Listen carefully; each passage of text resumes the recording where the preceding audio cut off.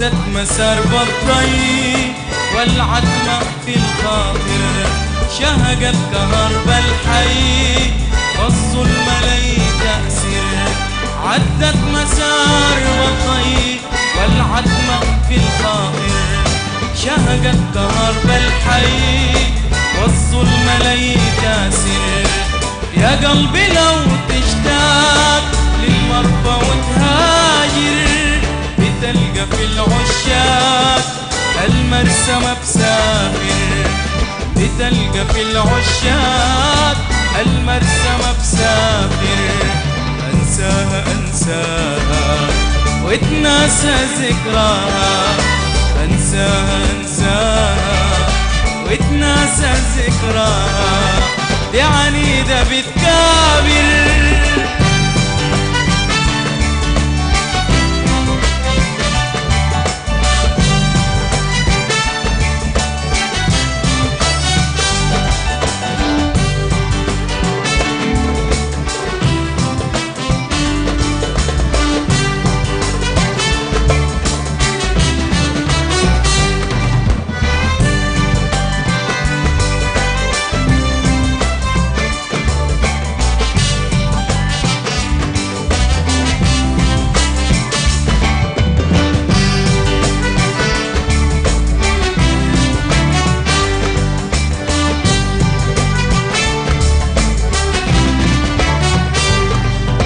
عدت مسار بالضي والعتمة في الخاطر، شهقت كهرب الحي والظلم لي تاسر. عدت مسار بالضي والعتمة في الخاطر، شهقت كهرب الحي والظلم لي تاسر. يا قلبي لو تشتاق للمرفى وتهاجر، بتلقى في العشاق المرسى بسافر. بتلقى في العشاق المرسى بسافر. انساها انساها واتناسى ذكراها، انساها انساها واتناسى ذكراها. يا عنيدة بتكابر.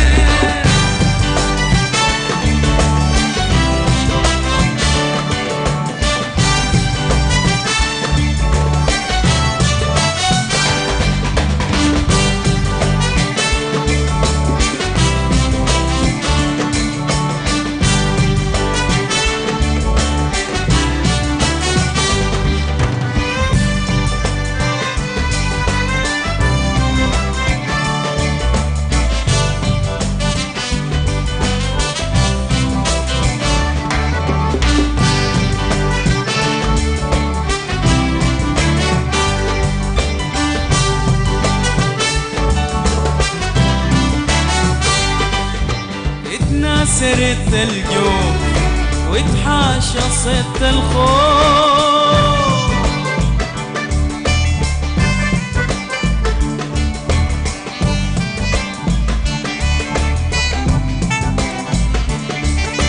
اتناسرت الجوع وتحاشى صيت الخوف.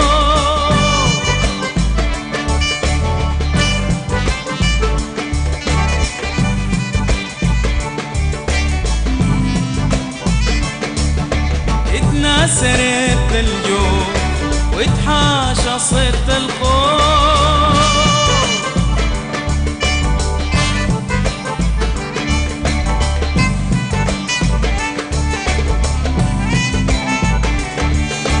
اتناسرت الجوع وتحاشى صيت الخوف.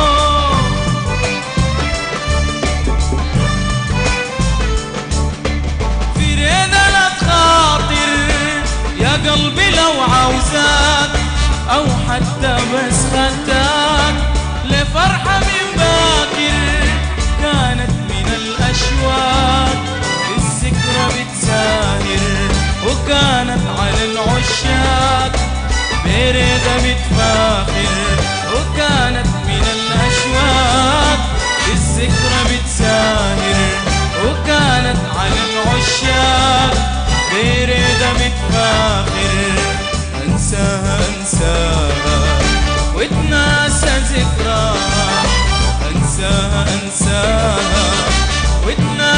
الذكرى دي عنيدة بتكابر.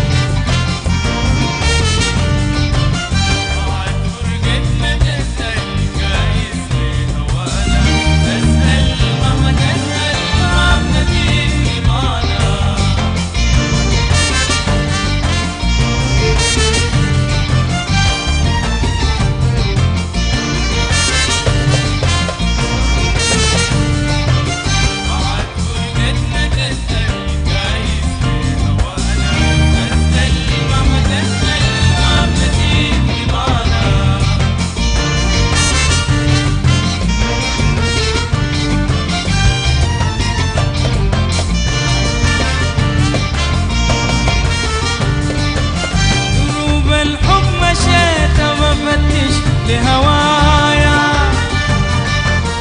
صدفة لقيتك انت وكنت امين معايا، دروب الحب مشيتها لهوايا صدفة لقيتك انت وكنت امين معايا، وضعت امالي فيك رسمتك في الحنايا، فجأة نسيتنا انت وفي خاطرك وشايا. بعد فرقتنا تسأل جايز بهوانا، اسأل مهما تسأل ما بنسيك رضانا.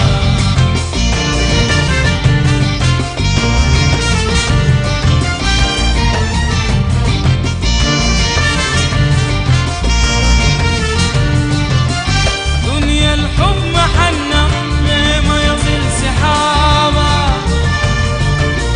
فيها الشوق بيرحل ويسكن في رحابة. دنيا الريد محنة فيها الشوق بيرحل في رحابة.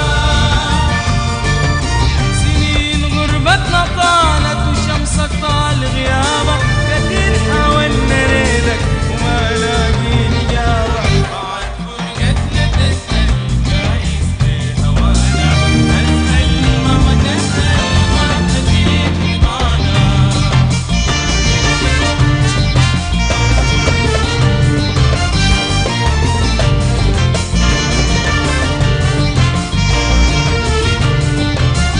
دنيا الحب محنة غير ما يصل سحابة،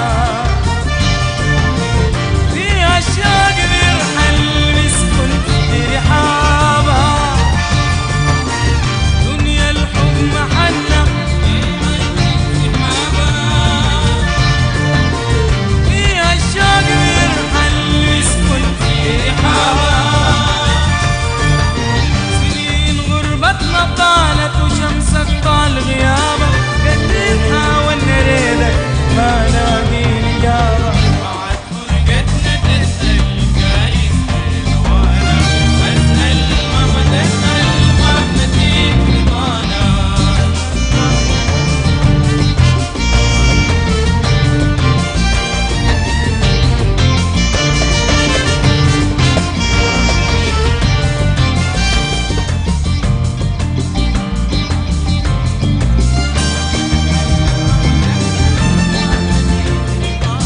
بعد فرقتنا تسأل جايز بهوانا، أسأل مهما تسأل ما بنسيك رضانا.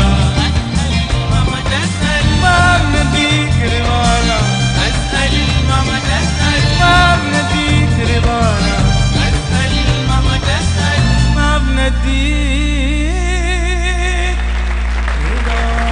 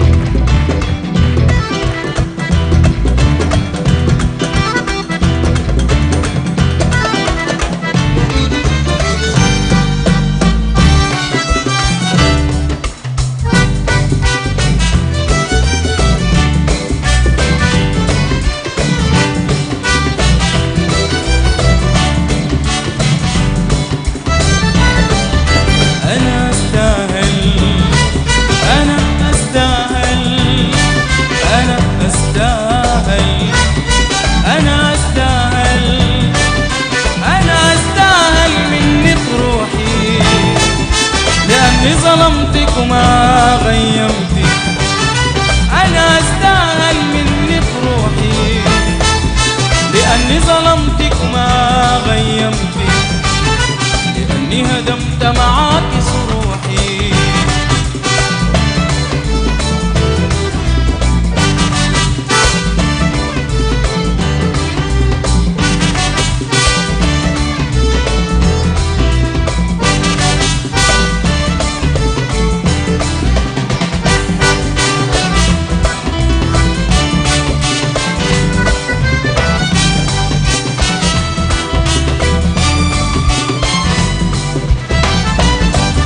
كم سافرت بعيد وحرمتي، كم في الدنيا كتير ألمتي. كم سافرت بعيد وحرمتي، كم في الدنيا كتير ألمتي. وانت وفية عظيمة كريمة بكل ظروفك ليبت طموحي. وانت وفية عظيمة كريمة بكل ظروفك ليبت طموحي.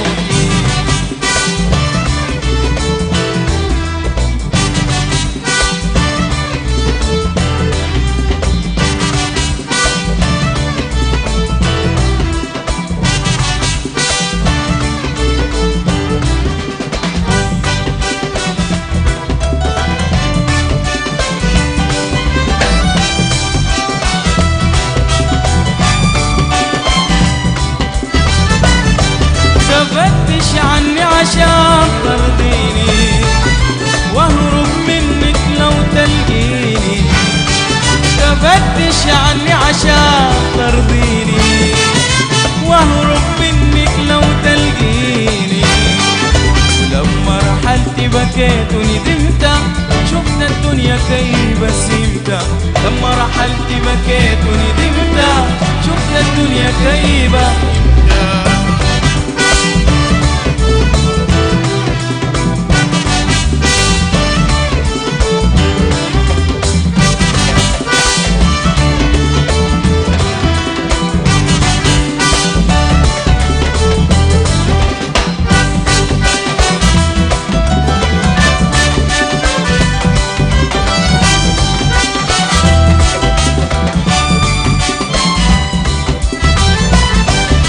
أنا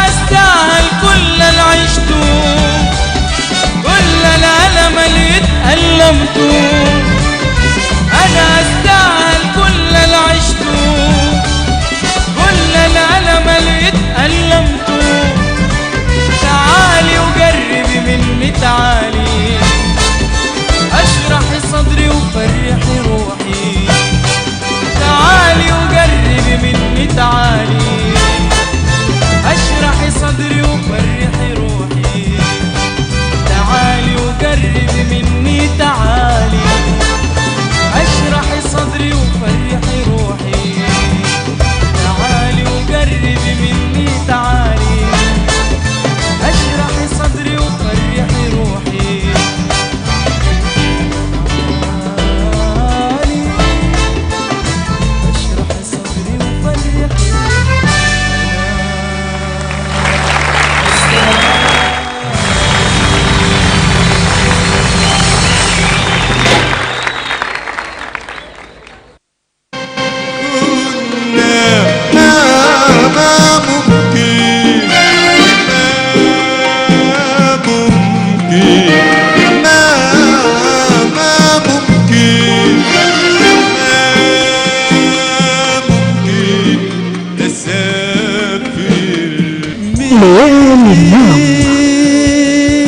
في الأحبة أخلص وحبة. ليالي النغم سهرة لأروع الأغنيات وأجمل الألحان مع كبار الفنانين والمطربين.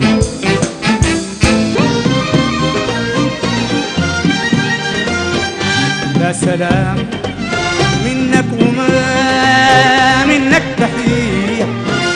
يا سلام ليالي النغم وما منك تحية. للوراك خليته عايش. سهرة غنائية كاملة مع النجوم الفني والغنائي والطرب. اللون الأسود ذوبت شباب. ليالي النغم سهرة تأتيكم كل أسبوع. ليالي النغم. أنا وغيرك بتفتكر الرضا لازم تستمر. أهلا بكم من جديد أعزائي المشاهدين هنا وفي كل مكان. نحن سعيدين جدا أن نلتقي بكم في هذه الحلقة الجديدة من ليالي النغم، وهذه المرة يعني تزداد سعادتنا أكثر بوجود فنان شاب من الفنانين الملتزمين ومن الفنانين الجادين تجاه فنهم وتجاه رسالتهم، الفنان الشاب وليد زاكي الدين أبو دعاء. اهلا ومرحبا بكم. بحيي كل المشاهدين وكل الحضور الموجودين معنا في الصاله، وان شاء الله نقدم معاكم سهره جميله. أبو دعاء دي حلوة مش؟ دعادي طبعا بنت كبيره يعني. أبو دعاء دي بتنقلك من خانة الفنانين الشباب إلى خانة الفنانين البعد الشباب. يا وليد، يعني يمكن في بداية هذه الحلقة دار إنك بالتأكيد يعني الزول بيكتسب خبراته بوسائل كثيرة، يعني بالملاحظة ربما، بالاستماع ربما، بالمطالعة ربما، بالاحتكاك. فكيف تكونت لوليد زاكي الدين يعني، وخاصة هو في بداياته، هذه الخبرة اللي بتخليه إنه يقدم فن ظاهر للعيان إنه ماشي في طريق كويس؟ والله طبعا بجانب الموهبه والبدايه التقليديه، يعني دورات مدرسيه، نشاطات موسيقيه في المدارس وفي الجامعه، اكثر ما افادني التحاقي بكليه الموسيقى والدراما. اختصرت لي عدد من السنين اكتسبت فيها خبرة وتعلمت فيها التعامل مع الآلات والتعامل مع النصوص الشعرية والتعامل مع الأداء نفسه. يعني ربما يكون هذا السؤال تقليديا يعني، لكن لا بد من أن يقال يعني مهمة جدا الدراسة بتاعت الموسيقى للمغني. هي طبعا الدراسة لابد من انه تسبقها موهبة. نعم.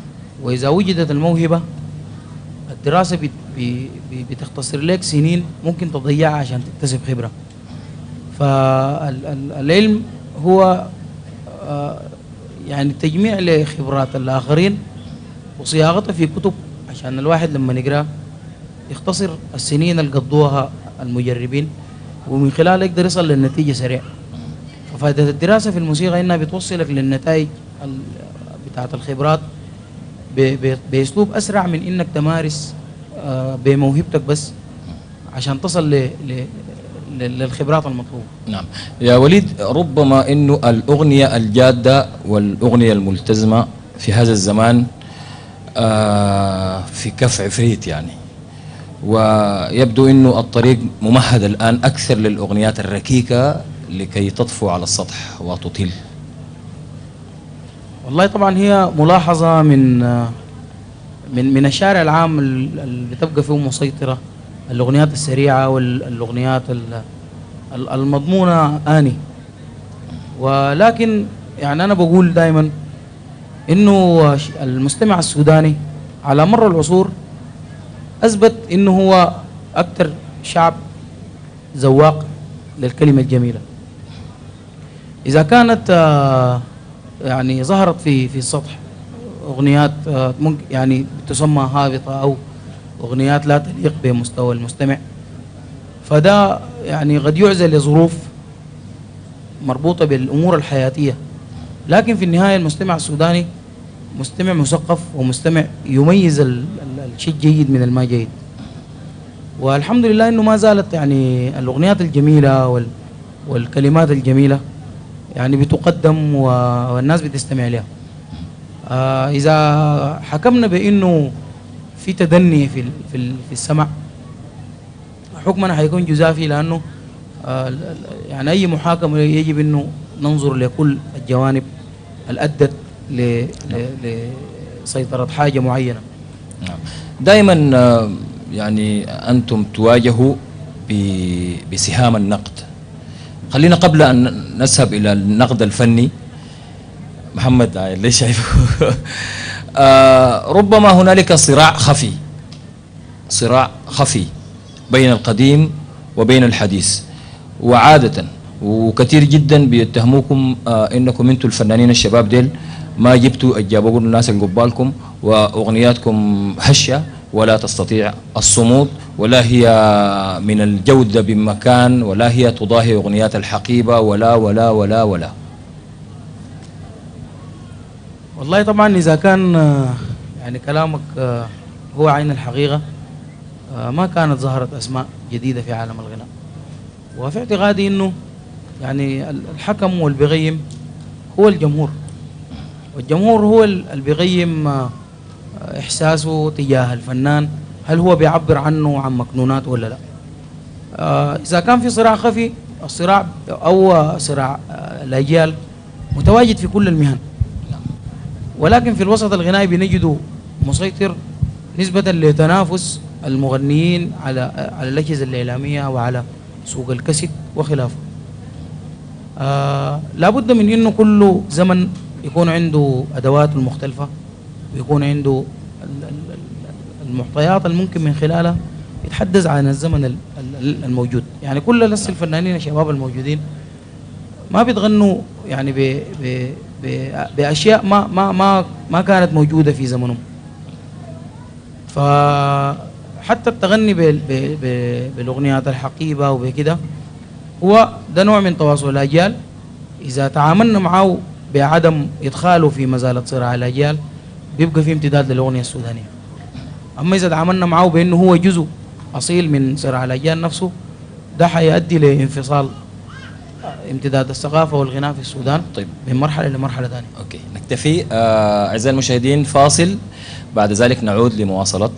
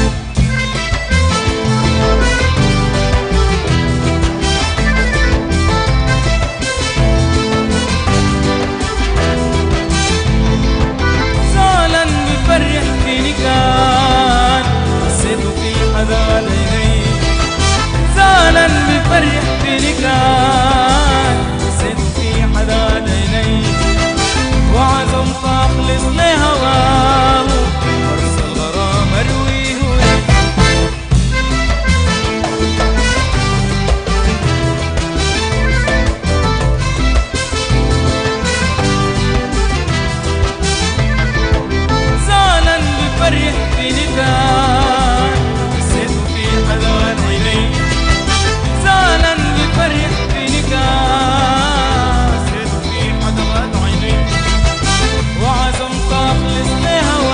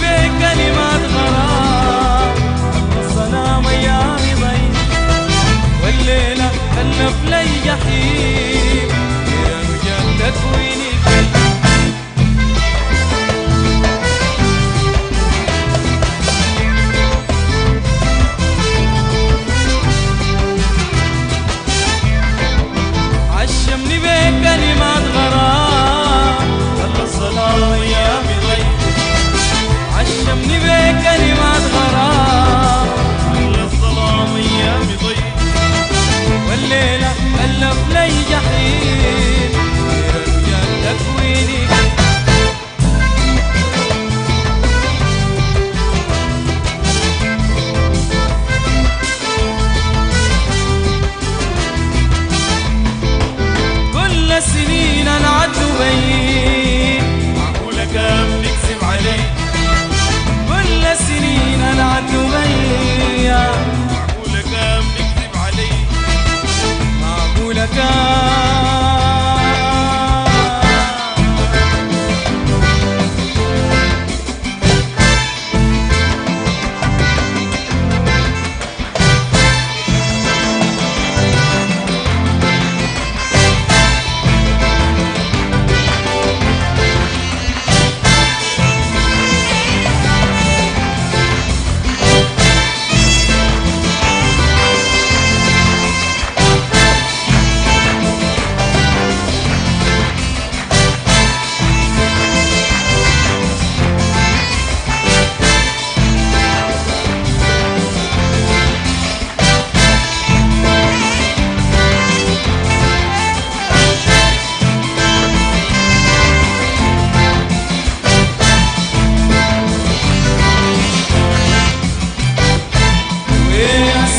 لو قلنا جد والدار في العبد ما بين.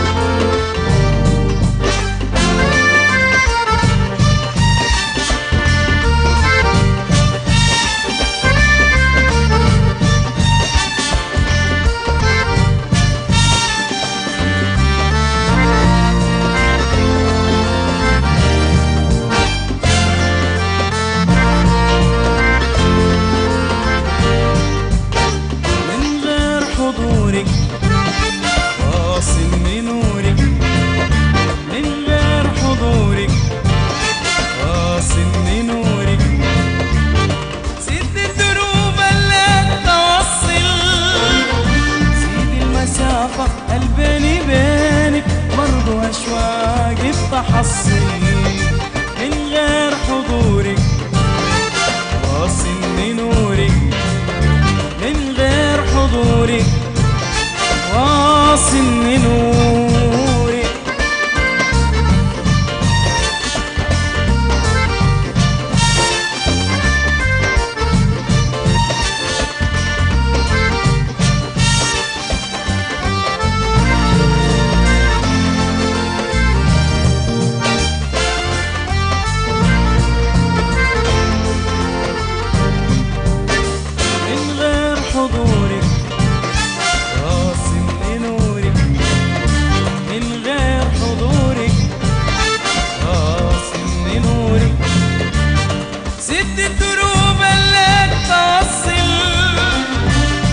المسافة البيني بينك برضو أشواقي بتحصل من غير حضورك، واصلني نورك من غير حضورك، واصلني نورك.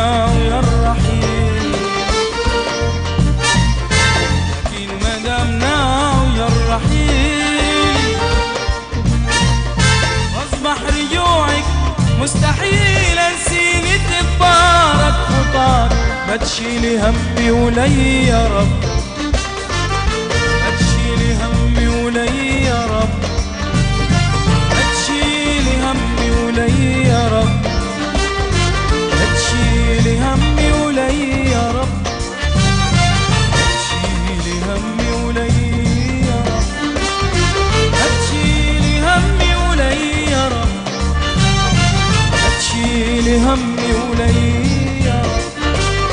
من غير حضورك واصلني نورك، من غير حضورك واصلني نورك.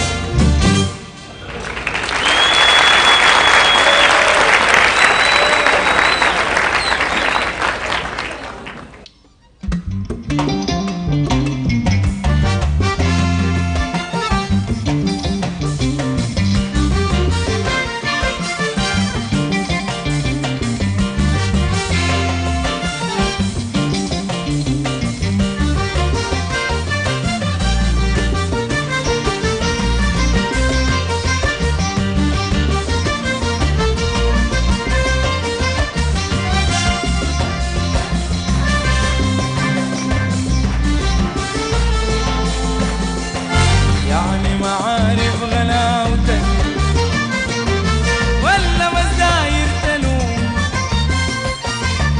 يعني ما عارف غلاوتك ولا مزاير تلوم. ما كفاية علي غيابك، كفاية علي غيابك، همة الشوق والهموم.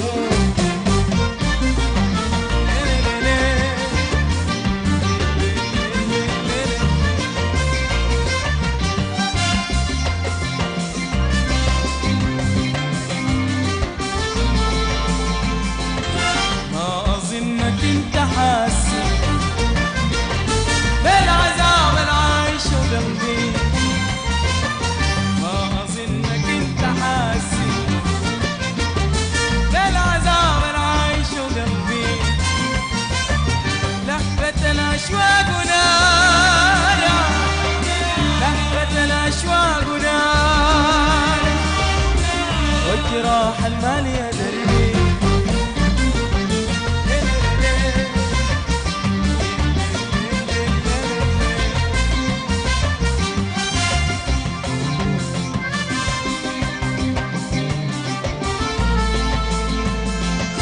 بحكي ليك الحال ورايق،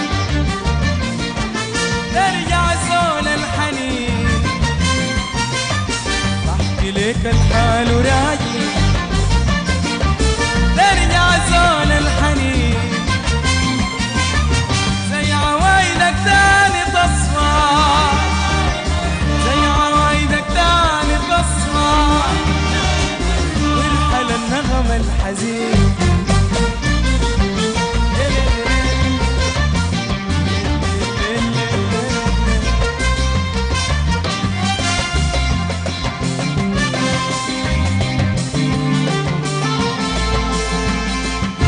أصلك انت بعيد وهايم عني، ما جايب خبر. أصلك انت بعيد وهايم عني، ما جايب خبر. بس بتعرف كيف تلومني، بس بتعرف كيف تلومني، إني ما بتقبل عذر.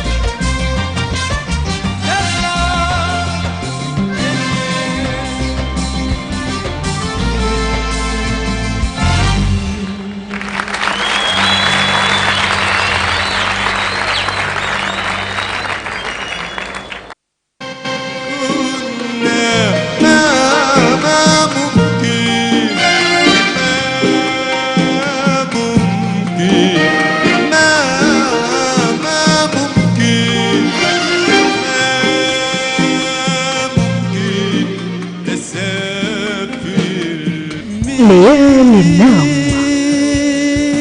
في الأحبة أخلص وحبة. ليالي النغم سهرة لأروع الأغنيات وأجمل الألحان مع كبار الفنانين والمطربين.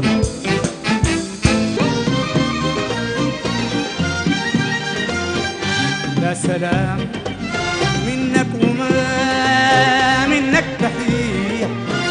لا سلام ليالي منك النغم. وما منك تحية. للوراك خليته عايش. سهرة غنائية كاملة مع النجوم الفني والغنائي والطرب. اللون الأسود ذوبت شباب. ليالي النغم سهرة تأتيكم كل أسبوع. ليالي النغم. أنا وغيرك بتفتكر الرضا لازم تستمر. مرحبا بكم مجددا اعزائي المشاهدين في هذا المكان الجميل، ونحن يعني بنحيي القائمين على امره. الخيمه الملكيه في فندق القصر بالخرطوم بحري، ونعود لمواصله الحوار مع الفنان الشاب وليد زكي الدين. وليد زكي الدين يمكن في فتره من الفترات انت ظهرت باغنيات كثيره، ويمكن انا اذكر لهيب الشوق وعدد من الاغنيات، ولكننا سرعان ما استمعنا اليها باصوات اخرى في البومات اخرى نزلت، خاصه بعد انت يعني قمت في البدايه نزلتها بصوتك في أشرطة متداولة يعني في السوق. طبعا هي كل الأعمال اللي بتتحدث عنها أنت هي من ألحان الملحن يوسف القدير، وكان في بداية يعني قدومه إلى الخرطوم يعني كان من أوائل الناس اللي تعاون معهم الشخص الضعيف، وتعاملت معه في أغنيات كثيرة من في بنريدة بالريدة، كتر في المحبة، لهيب الشوق، الهوى الغلاب، وعدد من الأغنيات. لكن بعد ظهور سوق الكاسيت وبقت ما زالت انه الملحن او الشاعر ياخذ الاغنيه يديها لمغني ثاني بنفس اللحن وبنفس كده، اصبحت متداوله. المقياس شنو يعني؟ المقياس مادي ولا المقياس فني ولا شنو يعني؟ في انه ممكن الاغنيه يغنوها اكثر من زول يعني، لكن المقياس في كده شنو؟ انا اجابتي يعني حتكون مثلا المقياس مادي. اجابه صاحب الشان ممكن يقول لك ما مادي، هو برضه نوع من الانتشار ومن سماع الاغنيه لمستمعين اخرين، وبتبقى وجهه نظر فنيه. لكن هي في النهايه مربط الفرس كله يؤدي لانه الناحيه الماديه يعني اصبحت متحكمه في سوق الكاسيت. القيمه الفنيه والحق الاصيل يعني اصبح الناس بتتهاون فيه، نعم، وبتتعامل فيه بانه يعني مصلحتي وين. نعم. طيب وليد، انت واحد من الفنانين الشباب المثقفين وعلى درجه واعيه من، انت تدري انك تدري وعارف انك بتعمل في شنو كويس. وانا يعني يمكن زاملتك في فتره من فترات دراستك في معهد الموسيقى والمسرح، واعرف جدا اهتمامك بالاغنيات العربيه واهتمامك باشياء اخرى كثيره يعني في هذا المجال الفني. الان يعني الملاحظ للمستمعين خاصه من الشباب في السودان سيطرت عليهم هذه الاغنيات العربيه، وكدنا ان نخاف على الاغنيه السودانيه. ممكن نستمع لغنى من انماط عديده، ولكن ان تتيه معالم الاغنيه السودانيه في ذلك كثير من القول. فدارين نستمع لوجهه نظرك، انت واحد من الناس اللي ممكن يكونوا يعني بيتكلموا في الحاجه دي. والله انا بعتقد انه يعني مصادره حق المتلقي في انه يتلقى نوع من الفنون يعني بيبقى حق مشروع. نعم. العالم بقى فيه فضائيات، وبقى من السهل جدا انك يعني تتعرف على ثقافات الاخرين عن طريق زر في ريموت كنترول بتضغطه. لكن بيبقى المؤشر ده او التعامل مع الانفتاح والعولمه بشكل السريع والمباشر ده، يجب انه هنا في السودان ناخذ وقفه. يعني المحور اللي تحدثت عنه هسي ده بيحتاج الى اقامه مؤتمر، يعني الناس تعالج فيه كل الاشكاليات عشان نعرف انه القصور هل هو في الفنانين نفسهم، ولا القصور في الاجهزه الاعلاميه، ولا القصور في المتلقي. هم كل مره بيجيبوا لنا حاجه. يعني انا طالعت في الفتره الاخيره بعد زياره مجموعه من الفنانين العرب للخرطوم مؤخرا، احد هؤلاء الفنانين قال انه اللهجه السودانيه كويسه ومفهومه، والشعر السوداني كويس وجيد، والموسيقى السودانيه كويسه وجيده، لكن التنفيذ كان زمان بيقولوا انه اللهجه ما بتصل، هسه قاعد يقولوا التنفيذ الموسيقي ما بوصل الاغنيه. والله طبعا التنفيذ الموسيقي ده يعني بيبقى فيه المهنيه هي المسيطره، والحمد لله انه السودان يعني فيه خيره العازفين المهنيين بيتعاملوا مع النوتة، بيتعاملوا مع جميع السلالم الموسيقيه. نعم وهكذا. نعم. طيب اعزائي المشاهدين فاصل، ثم بعد ذلك نعود لمواصله الحوار.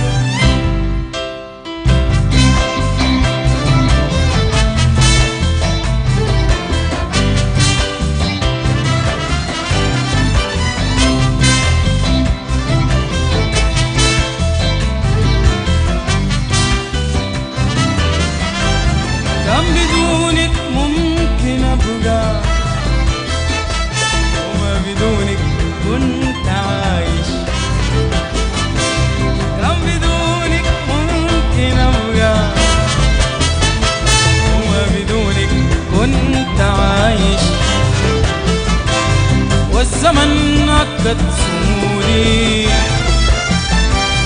قوى إنسان قلبه عايش. الزمن أكد سمودي، قوى إنسان قلبه طايش.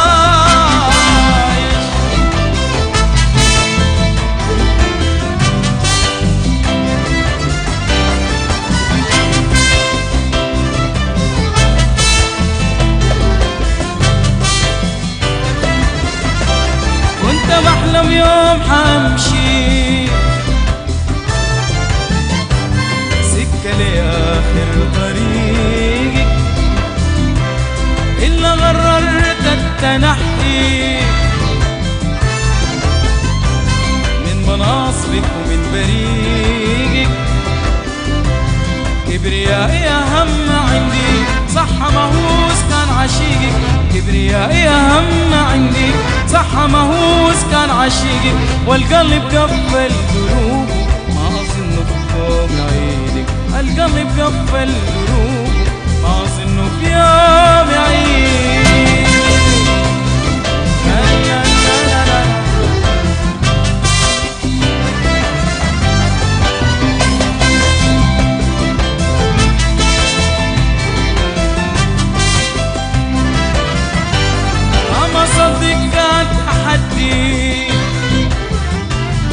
انتصرت على همومي وكل أشياء تعدي.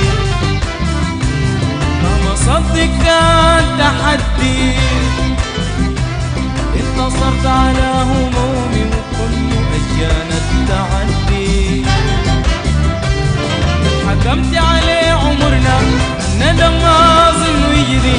إن حكمت عليه عمرنا الندم ما أظنه يجري.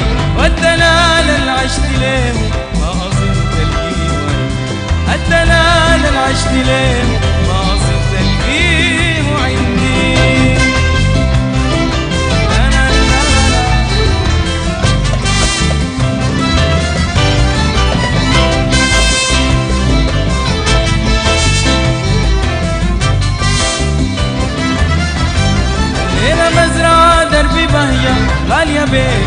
التمني واستعيد من تاني فرحة ينطلق صوتي ويغني الليلة بزرع دربي بهية غالية بين قدر التمني واستعيد من تاني فرحة ينطلق صوتي ويغني كان بدونك ممكن أبقى وما بدونك كنت عايش كان بدونك ممكن أبقى وما بدونك كنت عايش والزمن أكد صمودي هو إنسان قلبه طايش الزمن أكد صمودي هو إنسان قلبه طايش.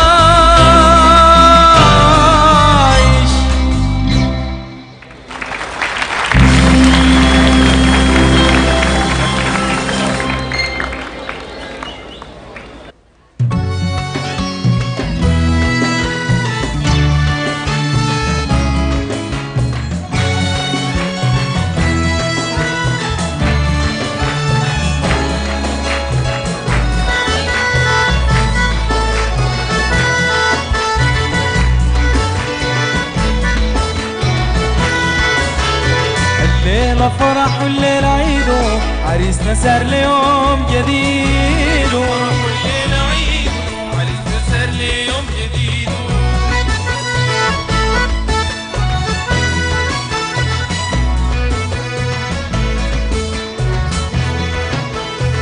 عريسنا ود عز الأهل في حرة ما خيبة مليان صار ليوم جديد عريسنا ود عز الأهل في حرة ما خيبة مليان صار ليوم جديد ليلة أبشروا بمهل الليلة أبشروا بمهل الليلة أبشروا بمهل في عزكم وسط الأهل يا ليلة صار ليوم جديد الليلة عيد عريسنا صار ليوم جديد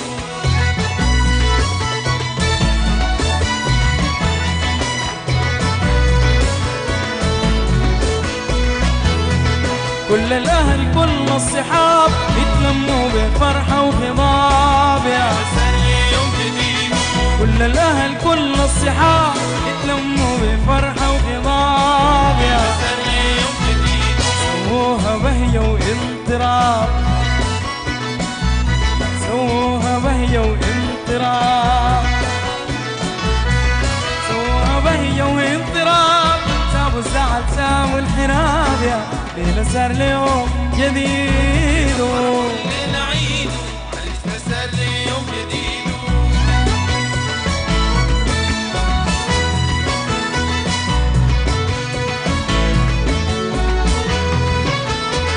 الليلة فرحة ويوم حبور لعريسنا للفارس الجسور يا صار ليوم جديد الليلة فرحة ويوم حبور لعريسنا للفارس الجسور يا صار ليوم جديد عما تولى عن البخور عما تولى عن البخور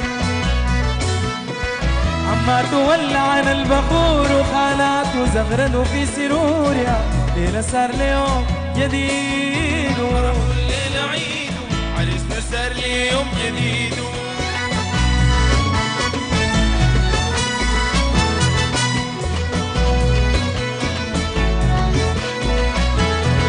صلاتي في عدد النبات للمصطفى الكامل الصفات يا صار ليوم جديد صلاتي في عدد النبات للمصطفى الكامل الصفات يا السمحة وسط الدرجات السمحة وسط الدرجات السمحة وسط الدرجات الملكة بتسد البنات يا ليلة صار ليوم جديد الليلة عيد عريسنا صار ليوم جديد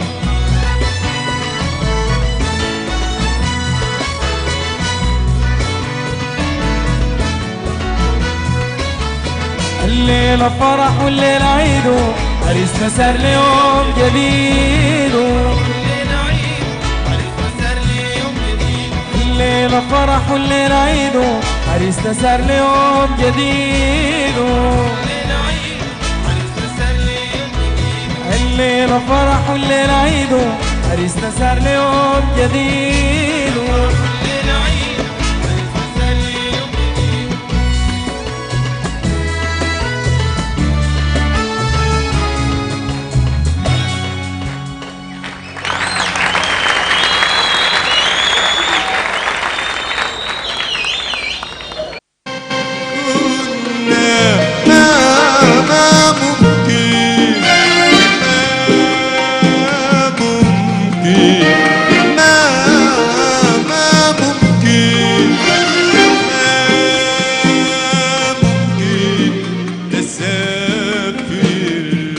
ليالي النغم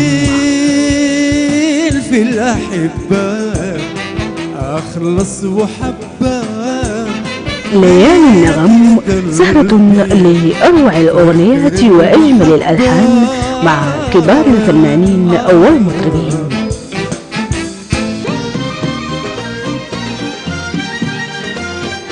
لا سلام منك وما منك تحية، لا سلام ليالي منك النغم وما منك تحية، للوراك خليته عايش.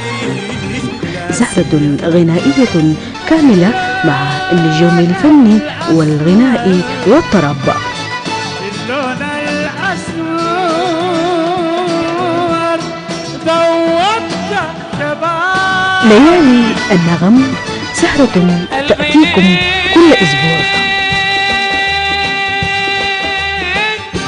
ليالي النغم. أنا وغيرك بتفتكر الرضا لازم تستمر. وليد يعني في الفترة الأخيرة أنت اتجهت لمجال آخر خالص، وبدأت تقدم بعض البرامج التلفزيونية، ويمكن معظم المشاهدين شاهدوا كل الجمال هذا البرنامج التلفزيوني. وربما وجهت يعني بحملة من النقد، ربما يكون سالبا وربما يكون موجبا، ولكن دارين نحن وليد يتحدث لنا عن هذه التجربة ويتحدث لنا عن ما قابله من نقد، يعني سواء كان هذا نقدا سالبا أو غير ذلك. طيب كويس انك يعني سألتني السؤال ده. اولا يعني لما خضت التجربة بتاعت تقديم برنامج كل الجمال ما خضتها عشان ابقى مذيع، ولكن لما اتصل بي التيم العامل في كل الجمال وعرفت انه يعني موضوع البرنامج نفسه هو بيتحدث عن عكس اخبار الفنانين والمبدعين السودانيين ومتابعة الاخبار الفنية اذا كانت جوا السودان ولا برا السودان، فاقتنعت من انه يعني ماشي شاذ انه الفقرات تقدم من خلال شخص له علاقة بالوسط الموسيقي.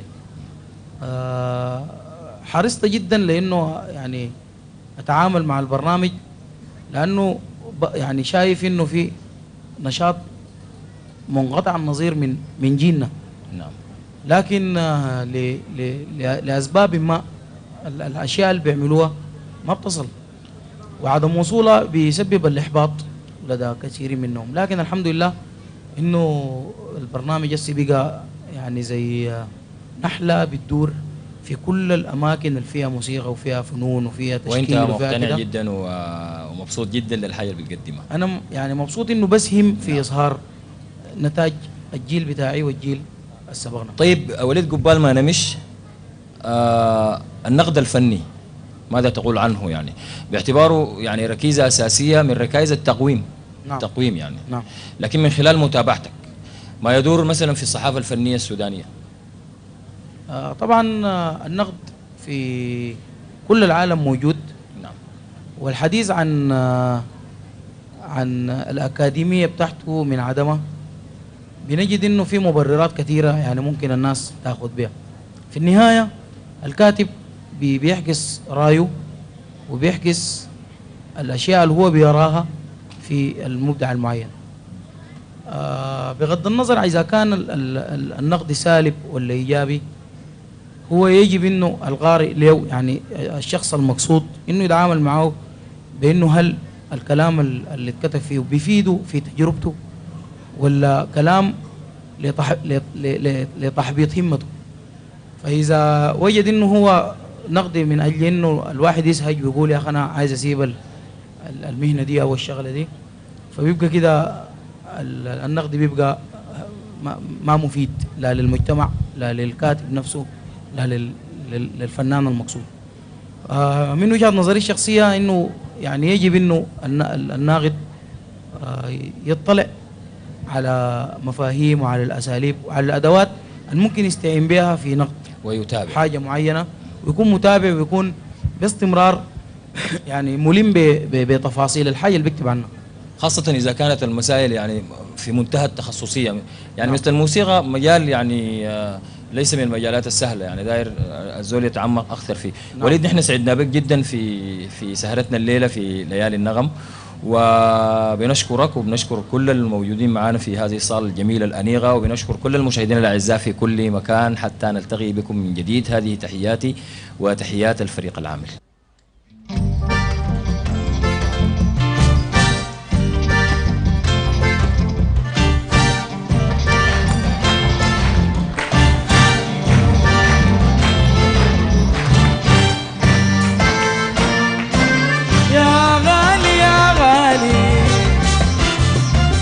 ومتغير أحوالي يا غالي يا غالي، ومتغير أحوالي ليه قلبك الخالي وجه سناه علي يسوى بلي أبا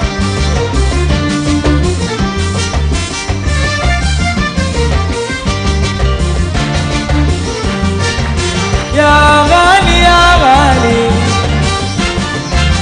ومتغير أحوالي يا غالي يا غالي، ومتغير أحوالي ولين قلبك الخالي وجه سهامه علي يسوى بلي أبا أبا أبا.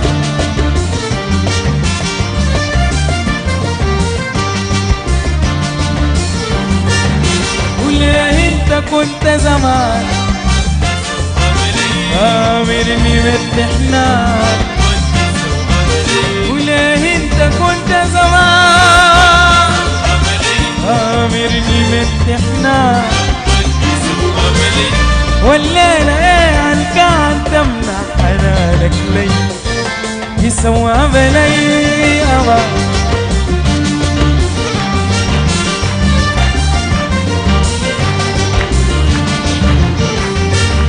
وقلبي الحزين مجروح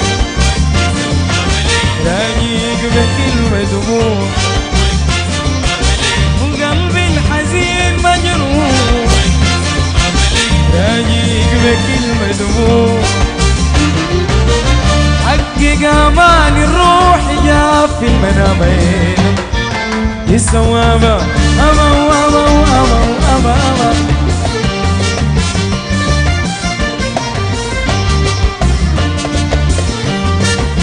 يا غالي يا غالي، ومتغير أحوالي يا غالي يا غالي، ومتغير أحوالي ليه قلبك الخالي وجه سهامه علي يسوى أبا أبا أبا أبا أبا.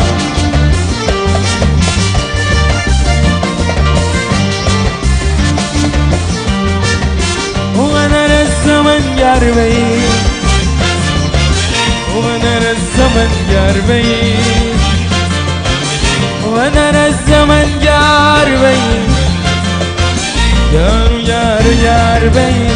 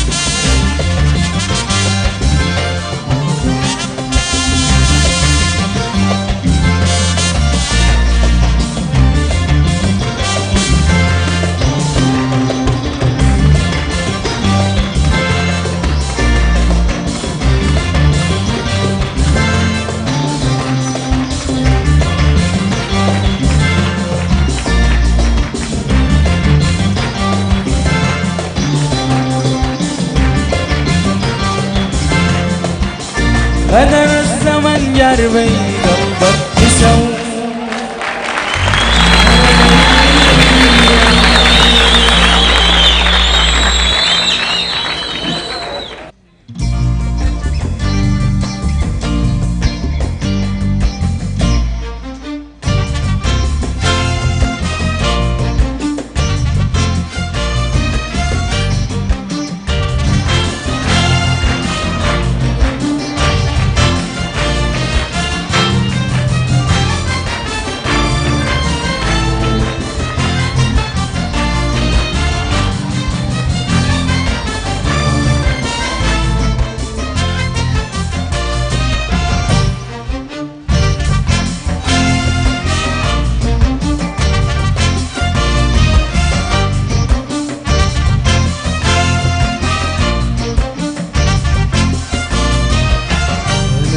الجميل بناك الجميل بناك الجميل بناك الجميل بناك الجميل علمك ليه محبك يا مداك مشاعر ما يلاقي صدك.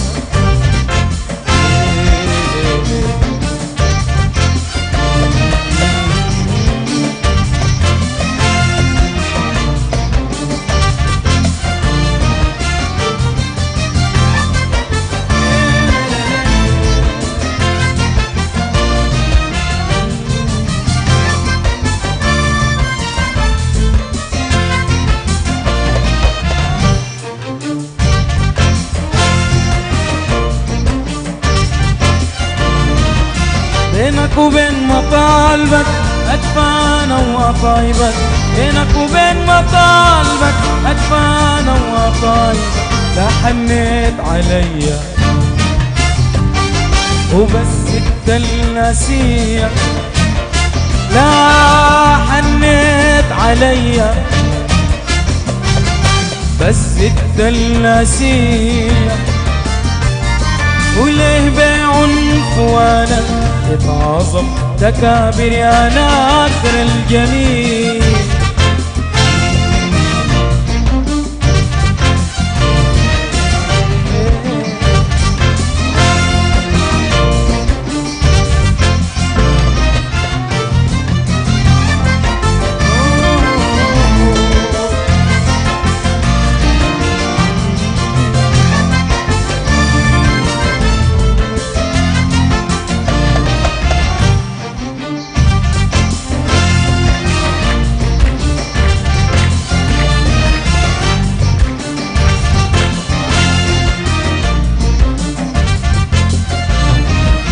إلا ومرة واحدة وانزل من علاك، استريدي واعطي ما بحمل جفاك، استريدي واعطي ما بحمل جفاك.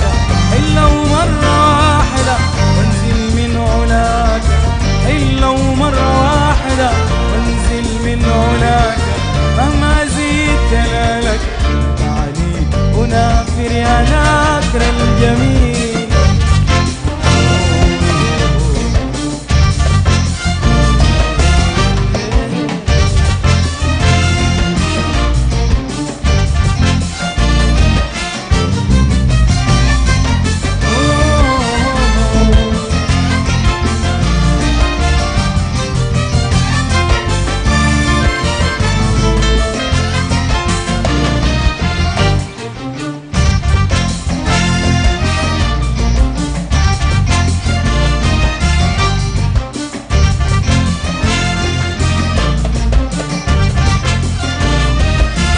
تأثير غرورك متعمق نفورك، تأثير غرورك متعمق نفورك، لما تزيد في جورك برضي بحب سرورك، ومهما تزيد في جورك برضي بحب سرورك، ولما تدور دورك تعرف كنت ناكر يا ناصر الجميل.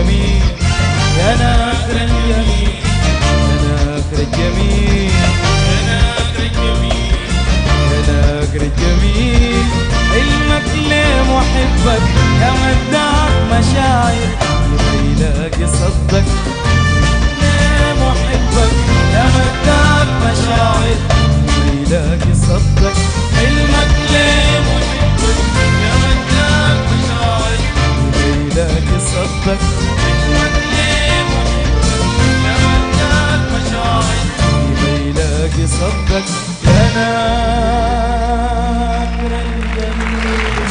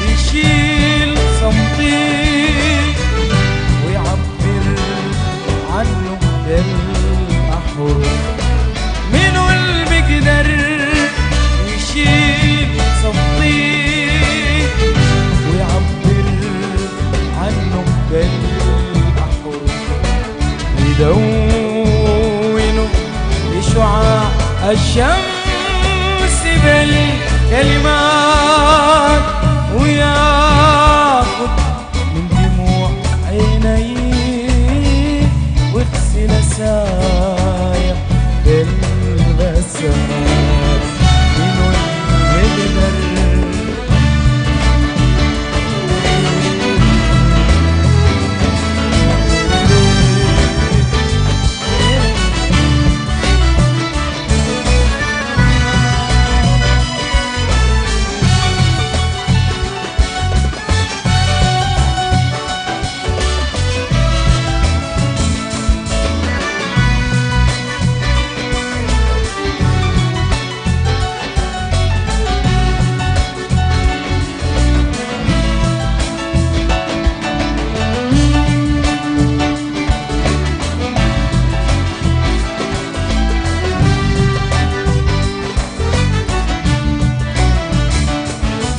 يسيل المد يهد سد الحواجز هد يسيل المد يهد سد الحواجز هد تعال يا ملك في الماضي تعال يا رمز حلم الغد يسيل المد يهد سد الحواجز هد تعال يا ملك في الماضي تعال يا رمز حلم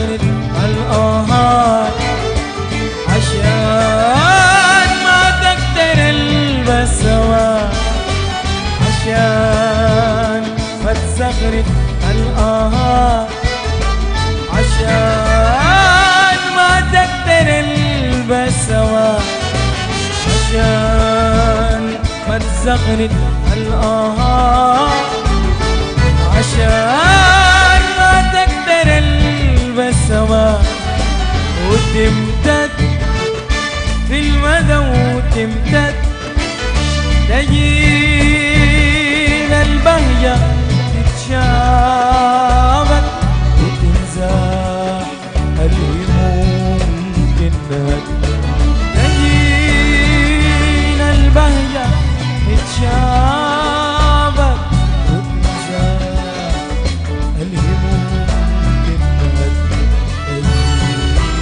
تجيل البهجة تتشابك وتنزاح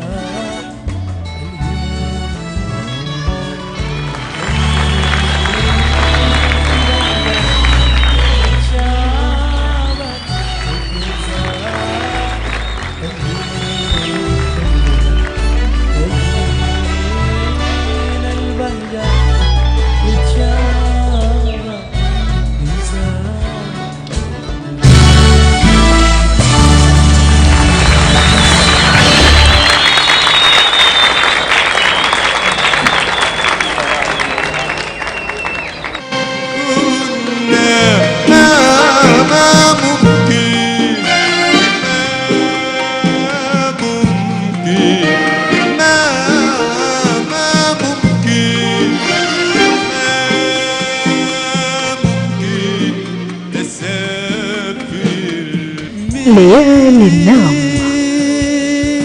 في الأحبة أخلص وحبة ليالي النغم سهرة لأروع الأغنيات وأجمل الألحان مع كبار الفنانين والمطربين.